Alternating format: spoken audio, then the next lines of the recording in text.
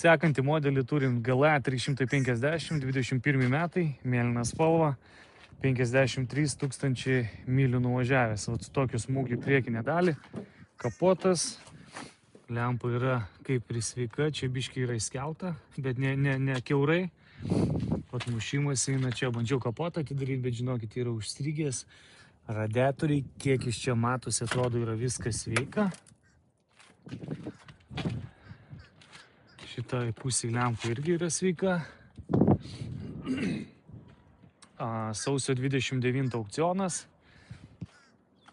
Parsidona draudimo kompanijos. O tokia mėlyna spalvikė. Priekinė pagalvė vairuotojai yra iššokusi. Barmaisteris, šildomas šaldomas sėdynės. Šviesi oda. Oda šiek tiek jau matau yra pasitrynusi.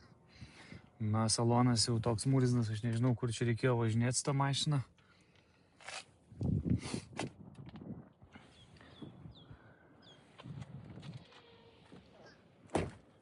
Pasižiūrim į galą.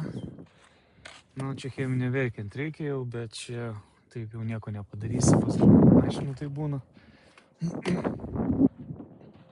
Šitas modeliukas yra 2 litrų, bet turi vat kablį.